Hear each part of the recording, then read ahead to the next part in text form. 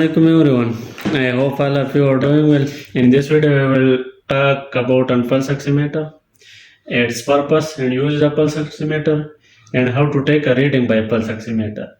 And I will also discuss the normal reading for the normal people and abnormal reading for the abnormal people. And I will also discuss that how the pulse oximeter works.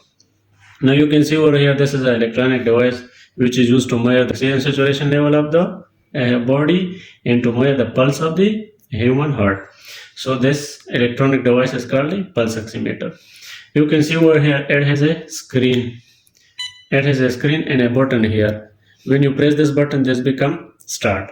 Now it is a non-rechargeable device, and if you open the lid of this pulse, there are two seals which are non-rechargeable. Now, this is the cover of the pulse oximeter. You can place the pulse oximeter here. Now, what are the purpose of this pulse oximeter? It is used to measure the oxygen saturation of the body and to measure the pulse. This is the purpose of the pulse oximeter.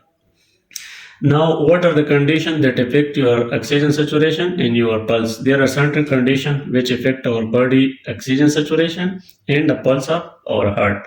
For example, some conditions are related to lung and some conditions are related to our heart. The lung conditions that affect our oxygen saturation are asthma, chronic obstructive pulmonary disease, which is abbreviated as COPD, the pneumonia, the lung cancer, and other lung-related conditions which affect our oxygen saturation. So usually in this condition, we monitor the blood oxygen saturation and pulse rate by this pulse oximeter.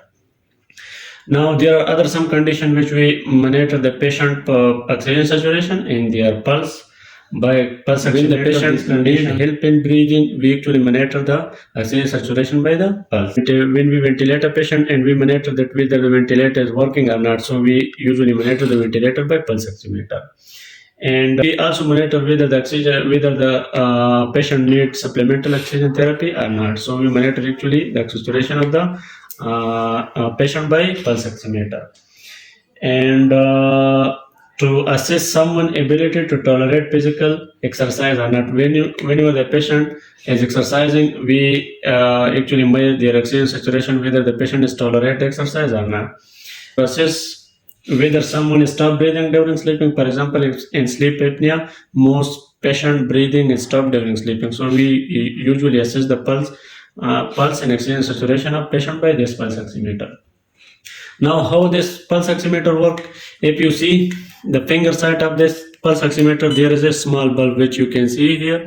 This actually pass from your finger, and this light is absorbed by the blood. It detect the changes in the blood absorption of oxygen. So this then measure the oxygen saturation by the screen. And if you see the screen, there are two things you will see. One is the SpO2, which is the saturation of oxygen, and the other is PR. Here there is a percentage, oxygen saturation and percentage, and there is PR, pulse rate, which is in BPM, beats per minute, and there is a battery here. And if you insert the finger here, it will give you the reading.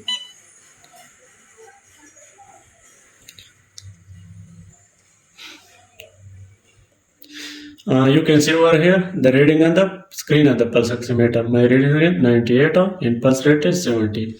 Now the normal oxygen saturation of a healthy patient should be 95 or above 95, while pulse rate of a healthy people is in between 60 and 100.